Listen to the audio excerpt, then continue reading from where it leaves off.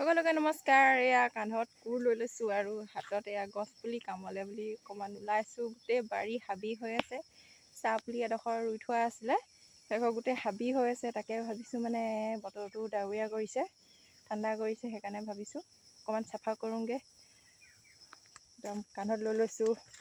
মানুহজনে বেলেগ হাবি চাফা কৰি আছে, ডাঙৰ হাবি এডোখৰ মানে একো নকৰাকৈ আছে, সেইফালে কৰি আছে। মই চাহ পুলি এডোখৰত কৰিম এতিয়া মই পুলিটোকে ৰুই লওঁ, তাৰপিছত চাহ পুলি হাবিবোৰ চাফা কৰিবগৈ লাগিব। পুখুৰী পাৰৰ ওচৰতে ৰুই দিওঁ বুলি ভাবিছোঁ। আৰু পুখুৰী পাৰৰ ওচৰত গোটেই আমাৰ ওচৰৰ মানুহ ঘৰৰ মানে গোটেই বাঁহ, সেইকাৰণে পুখুৰীও খান্দি দিলোঁ। এতিয়া পুলিটোকো ৰুই দিওঁ বুলি ভাবিছোঁ। ডাঙৰ হয় নে নহয় ঠিকান নাই, তথাপিও ৰুই থওঁচোন কি হয়। আৰু এইবোৰ দেখিছেনে, বাঁহ পাতৰ গোটেই বাঁহ পাত সৰি এতিয়া মই পিন্ধি থকা কাপোৰযোৰ আপোনালোকে ইগন'ৰ কৰিব দেই, একো বেয়া কমেণ্ট নকৰিব। কাৰণ মই কাম চাম কৰিলে এনেকুৱা কাপোৰে পিন্ধি লওঁ, আৰু ভাল কাপোৰ পিন্ধিলেও ঘামি জামি অৱস্থা নাইকিয়া হৈ যায়। আৰু মেখেলা চাদৰ পিন্ধি ল'বলৈও বা বেলেগ কাপোৰ পিন্ধি ল'বলৈও মানে ভাল দীঘল তেনেকৈ পিন্ধি থাকিব নোৱাৰোঁ। সেইকাৰণে মানে মই এনেকৈয়ে এই স্পৰ্টিংটো বহুত পিন্ধি বহুত ভাল লাগে, সেইকাৰণে ফটা হ'লেও পিন্ধি লৈছোঁ। আৰু আপোনালোকে বেয়াকৈ কমেণ্ট নকৰিব আকৌ দেই, ইগন'ৰ কৰিব। এই কাপোৰযোৰ নাচাব আপোনালোকে। চকুটো আছে আৰু যাবই হয় নাই বাৰু, তথাপিও আপোনালোকে বেয়াকৈ নাভাবিব। আৰু মই কাম কৰিলে এনেকৈয়ে কাপোৰ পিন্ধি কৰি লওঁ,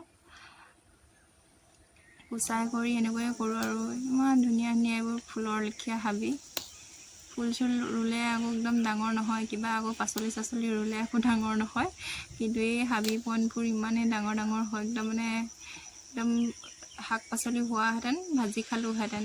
প্ৰথমতে হাতে কৰি লওঁ। আৰু এইবোৰ সৰু সৰু চাহ পুলিবোৰ গুৰিবোৰ হাবি এনেকুৱাই হৈ গৈছে, ঠাচ লাগি আছে একদম হাবি। চাহ পুলি কোৰখনে কাট খাই যাবও পাৰে। আৰু মই চাফা কৰি থাকোঁতে এজোপা কাট খায়ে গৈছে, সেইকাৰণে আকৌ হাতে কৰি দিছোঁ অলপ। আৰু ভিডিঅ' কৰা মানুহ নাই, নিজে নিজে কৰি থাকিবলগীয়া হৈছে। ভিডিঅ' কৰা এতিয়া মানুহজনে মোক কৰিয়ে নিদিয়ে, মানুহজনে মোক খংহে কৰে, কিনো এইবোৰ ভিডিঅ' বনাই থাকোঁ বুলি। মানুহজনে মোক বেয়াহে পায়, গালিহে দিয়ে। সেইকাৰণে আৰু নিজে অলপ আপোনালোকক দেখুৱাবলৈ চেষ্টা কৰিছোঁ। আৰু মানুহক হাজিৰা লগাব পাৰি, কিন্তু এতিয়া হাজিৰা লগালেও ভালকৈ চাফা নকৰিব।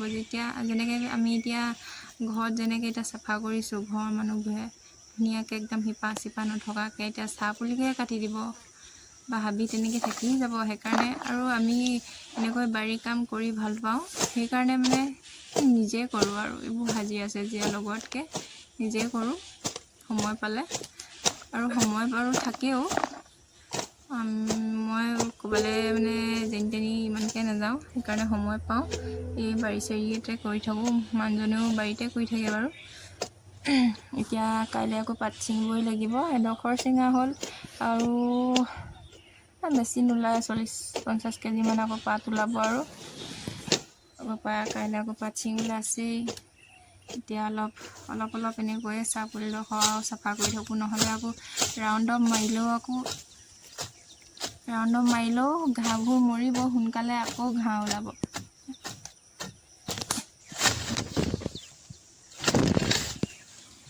সেইকাৰণে কোৰে চাফা কৰাই ভাল আছে বোলো, আৰু কেইদিনমান বহুত দিন যাব। আৰু কোৰে কৰিলে ভাল। আৰু ৰাউণ্ডত যদি মাৰি দিওঁ, চাহ পুলিবোৰ অকণমান ৰঙচুৱা হৈ যাব। সেইকাৰণে প্ৰথমতে এতিয়া ডাঙৰ নোহোৱালৈকে কোৰখনে কৰিলে ভাল। তেতিয়া আৰু পটাপট বাঢ়িব চাহ পুলিটো। ৰাউণ্ড আপ মাৰিলে পুলিটো কষ্ট পায়, সৰু পুলি ডাঙৰ হ'লে মাৰিব পৰা হ'ব। আৰু নহ'লে ৰাউণ্ড আপে মাৰি দিলোঁহেঁতেন, ইমান কষ্ট নকৰিলোঁহেঁতেন। যি কি নহওক, অইনেতো নাখায়, আমি কষ্ট কৰিম, আমিয়ে খাম। সেইকাৰণে মানুহ লগাবলৈ মন নাযায়। আৰু হাজিৰাও বহুত মানুহ লগালে, সেইকাৰণে যিমান পাৰোঁ নিজে কৰিছোঁ। আৰু বাৰী চাৰী কাম কৰি থাকিলে নিজৰ দেহাটো স্বাস্থ্যটো ভাল হৈ থাকে। আজিলৈ ধন্যবাদ।